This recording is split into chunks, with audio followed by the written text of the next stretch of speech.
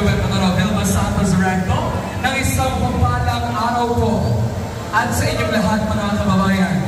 Governor, kapilin po natin sa mga sandaling ito sa isang makasaysayang pagkasama-sama ang M4MC and Bantay Dagat sa pamumuyo po ni Chairman Mr. Marlon Limbog, ang ating mga barangay officials in coastal areas, ang ating mga nagkakain sa lubuan ng barangay captains and barangay officials, ang ating pong PNP Chief, Police Lieutenant Colonel Ruel G. Gabito, ang ating pong municipal agriculturists and staff, Ma'am Laura Destreza, ang ating pong MGDH, SWAT 5 and staff, Ma'am Ethel Walda Basi.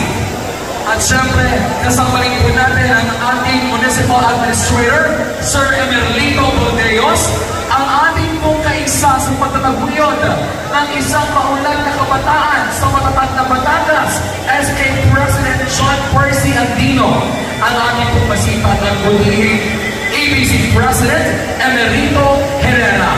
At syempre, ang ating pong mga minamahal na municipal councilors, Honorable Ingumba Wanchay, Honorable Wilfredo Limbo, Honorable Jose Marie Bautista, Honorable Janicio Cotabara, Honorable Jehiel Barcelon, Honorable Anne Lynette Vivas, Honorable Marcos Guevara, and Honorable Arlene Chidan.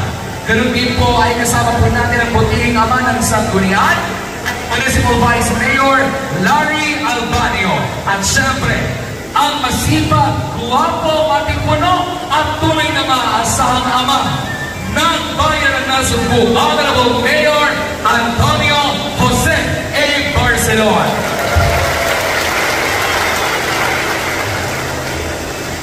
Mga kababayan, upang simulan ang ating palatuntunan, ang lahat po ay muling inaanyayahang magsitayo para sa isang maikling panalangin na susundan ng pag-awit ng pambansang awit ng Pilipinas.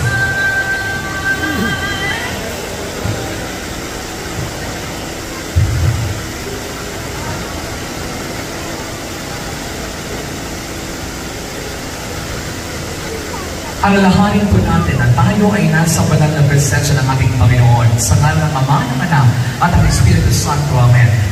Dakilang Ama, pinupuri, pinasasalamatan at pinarakilang po namin ang iyong banal na pangalan. Nagpapasalamat kami ng lubos sa iyo sapagkat niligtas mo kami lahat sa kapahamakan. Tinipon mo kami lahat upang magkaisa at muling magkasama-sama.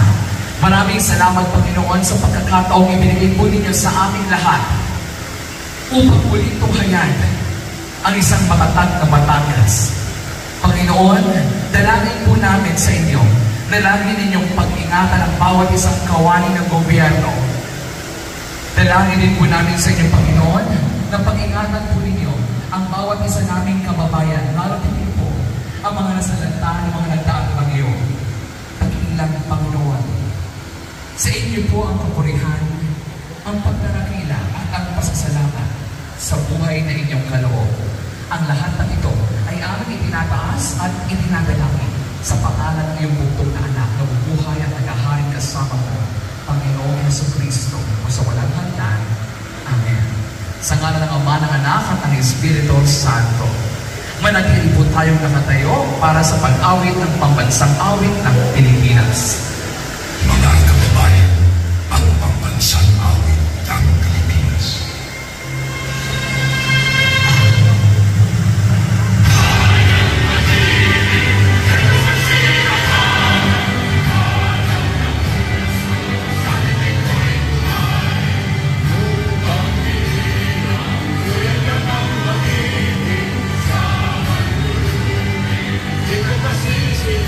Sa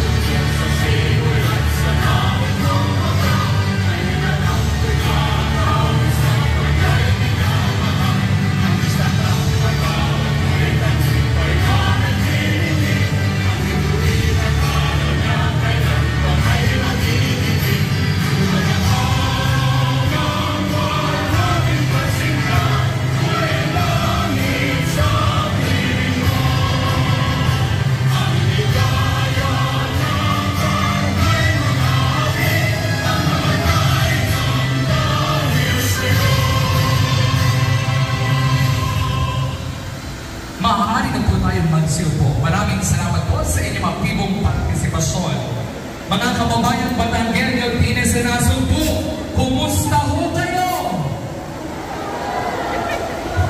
Mainit ka ho?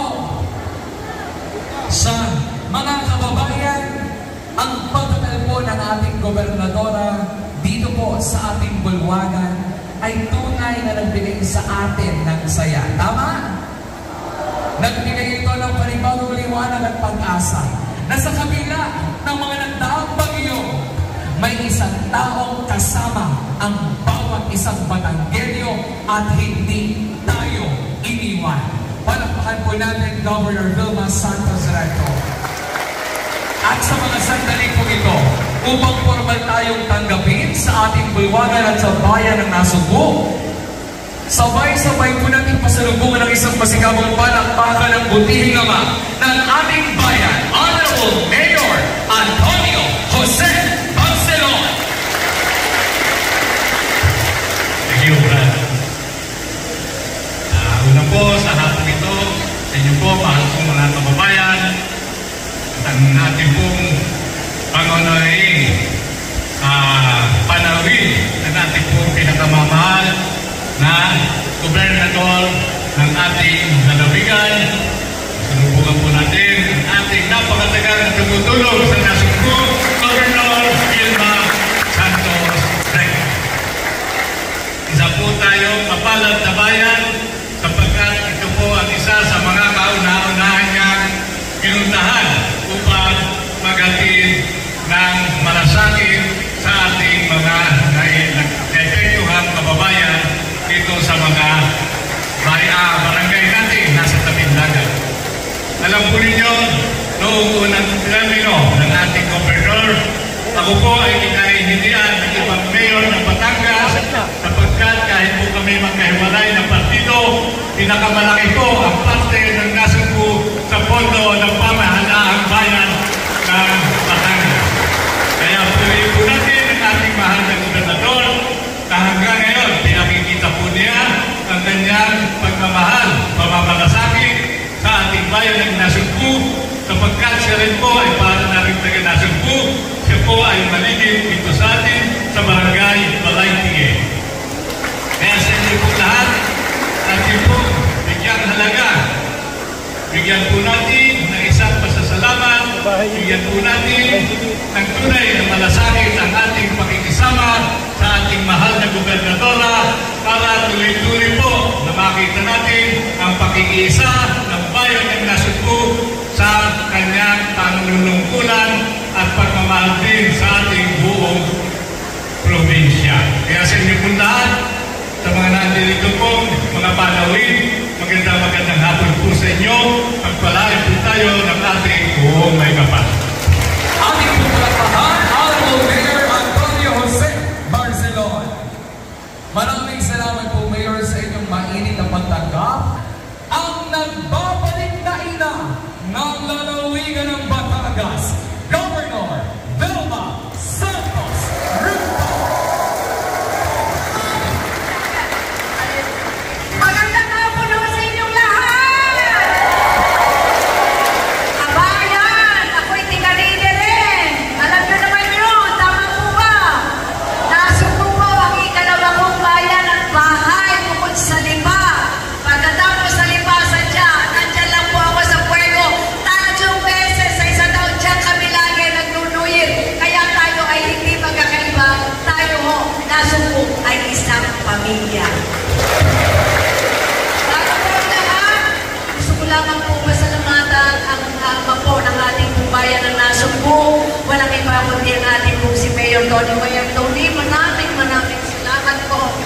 Totoo po, sinabi nung muna po naging nanay din eh. Ay, sadya'y kulit ni Mayor Tony. Talagang sadya'y inaalagaan ng Nasugbu at napakarami po niya.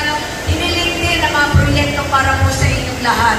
At sadya'y kahit paano naman na tayo po'y nakatugon nung ako po ay nanay pa nung nakaraang 9 na taon.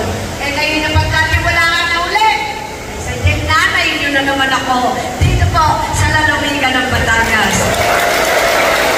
Pinabati ko po ang ating mga konsihal, pinabati ko po ang ating Bukal RD, Bukal Dr. Ana, sa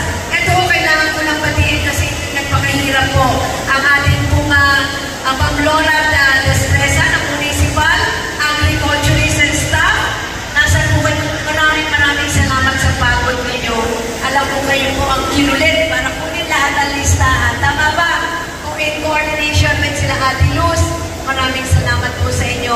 Ang ating po mga PNP, ang ating kapulisan, maraming salamat po sa pagbabantay, ang mga barangay, ang mga captains, ang barangay officials sa coastal areas, ang ating pong mga bantay dagat, ang chairman, Mr. Marlon Limbo, sa inyo na pong lahat. Magandang Jaja, please. Magandang hapon.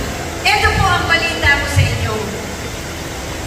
Ngayong hapon po ito, nanggaling na po ako ng Kalatagan kaninang umaga. At pagkatapos po sa Kalatagan, nagpunta na po ako ng Lian. Pagkatapos po ng Lian, nandito naman ako ngayon sa atin sa Nasugbu.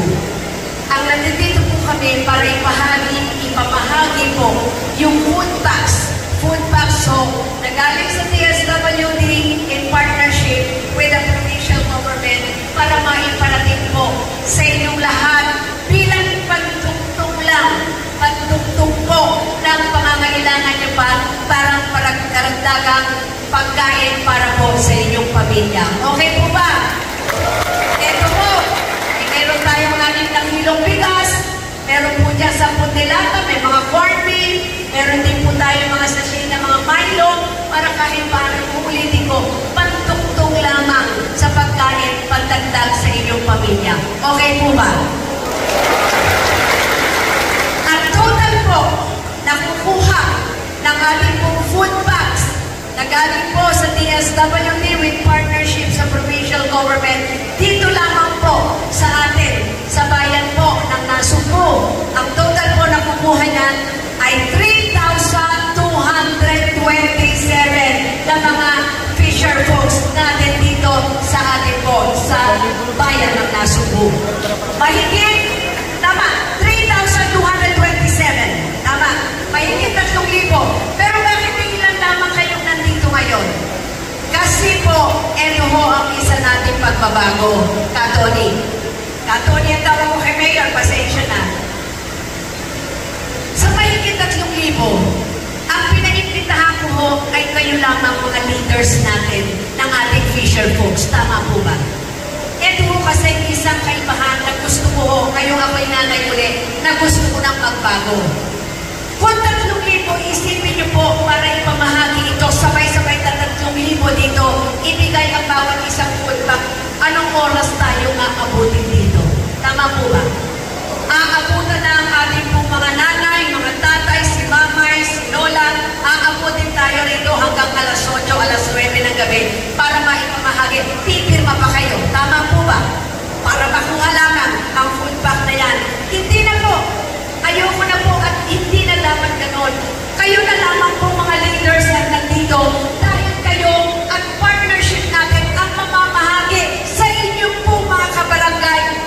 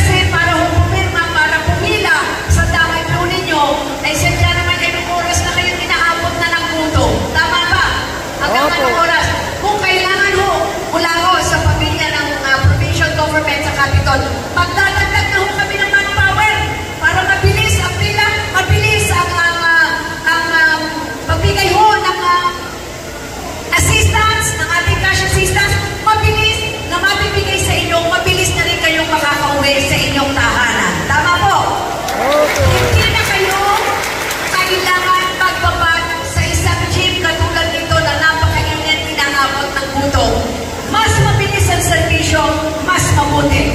Bayan ang nasumpo.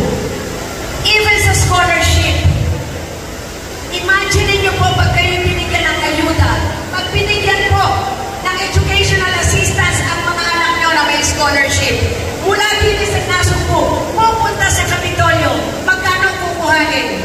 5,000, 3,000. Mula nasumpo, mapasahin pa lang, halos paubos na. Kakain pa. Tama ba? Ang kukuha ng ayuda, kumisang grupo-grupo, aarkila pa kayo ng jeep. Papunta doon sa Kapitolyo, pagpunta kailangan nyo kumain, bago kayo makauwi, yung kailangan ayuda nyo, halos kalahati na. Hindi na po ganun. Hindi nyo na kailangan pumunta ng Kapitolyo. Ang Kapitolyo ang pupunta sa inyo. Lahat ng mga ayuda na dati ay ipinipila nyo sa Kapitolyo, hindi na po. Dadali namin ang aming mga department heads dito para anuman dokumento, kasama ko sila. Dito natin gagawin sa unang distrito. Pangalawa po, ang ating po yung mga anak nyo may mga scholars. Ang mga scholars, pumupunta rin ho sa Kapitolyo. Tama po ba? Ang scholars, dati, pag privado ang kanilang paaralan, kumukuha sila. Nanay, correct mo ha? Kung malit, tama. Sa privadong paaralan ng mga scholars natin, kumukuha ng educational assistance 5,000. Tama po ba? Sa pangpublikong universidad o paaralan kung scholars ang anak po ninyo, ay kumukuha ng 3,000. Tama po ba? Sabi ko po tayo, bakit 3,000? 5,000 privado, ang ating pagpubliko 3,000 kasi libre po ang kanilang tuition fee. Tama ba? Kasi daw libre, kaya 3,000 sila, yung privado may bayad, 5,000 sila. Sabi ko, bakit ganun? Eh kaya nga yan nasa pagpubliko, kailangan nila ng kalungturan kahit pangangailangan financial aid. Eh bakit 3,000 at tayo walay pa sa 5,000? Ay nung ako po'y nalaman ko, kinausap ko po ang finance committee po ng aming po sa Kapitolyo at sinuguro naman po ako na mayroon pong sapat na pondo para po sa educational assistance. Mula ngayon, nanay tatay, wala nang 3,000, wala nang 5,000. Lahat ng scholars tatanggap na po ng pare-parehong 5,000 piso. Nanay tatay, isa pa, ang scholars kunin yung mga anak. Pero meron po tayo sinusunod na ano ha, na hindi basta lahat ay pwedeng mag-scholars. Tama po ba? Kung sino may requirements. Alam niyo yung nanay tatay. Tama po ba? Hindi pwede lahat. May requirements bago mapasok ang scholarship ng inyong anak. Tama hindi? Okay, nanay. Ang akin lamang po, sa tulong po ng pamilya namin sa Kapitolyo, ng Finance Committee, kaya pa namin magdagdag ng mga scholars. At ito, this time ulitin ko, kukuha na ko ng pare-parehong educational assistance na 5,000. Isa pa nanay tatay, hindi na po sila pupunta ng Kapitolyo. Ang educational team po sa pamamagitan po ng mga paaralan na nandito sa First District, kausap na po ang mga paaralan din ay sadya, dyan na lamang po sila mag-a-apply sa kanila po kung ano pong universidad ang meron sa District 1 o paaralan na meron sa District 1. Malalaman niyo po yun kung anong paaralan sa District 1 lang sila makapag-apply at basta sila ho ay talagang nasa loob ng requirements, kaya ho silang matanggap bilang mga scholars ng provincial government. Maliwanag po ba? Maliwanag po, nanay tatay. So nanay tatay, pag nakuha naman po sa nasakali ang inyong mga anak na bilang scholar ng ating pong provincial government o BSR scholars, nanay, pag-pay out, hindi na sila pupunta sa Kapitolyo. Kami ang pupunta dito para ibigay ang inyong pong payout, ang educational assistance ng inyong pong mga anak. Pipili ho tayo ng dalawang bayan, Katoni, para sa payout ng ating pong siguro maaari tayo magkaroon ng mahigit na 60,000 scholars. pupunta kami dito sa inyong bayan o dito sa inyong distrito. Dito na rin nila makukuha ang kanilang educational assistance. Maliwanag po. Maliwanag po. Sadya. Ayun naman ay kayo lamang pinili. Napakainit na. Ay kung kakabutin pa tayo ng gabi din ay SCJ, kawawa naman ang bawat isa. Kalalayo pa ng inyong purok at inyong barangay. Tama po ba? Nanay-tatay, nanggaling pa kayo sa malalayong purok, yung malapit sa dagat na isda. Eh bakit naman pahihirapan pa yung mga taong nahihirapan na? Kaya on our part, sa provincial government, uulitin ko, hindi po ako nangangako ng langit at lupa, ha? Tandaan nyo, walang pangako ng langit at lupa. Isa lang po ang kaya ko yung pangako, katulad na sinabi ko noon. Isa lang. Ngayong ako'y nanay ng Lalawigan ng Batangas. Sisiguraduhin ko po na ang para sa tao at para sa inyo dapat maibalik sa inyo.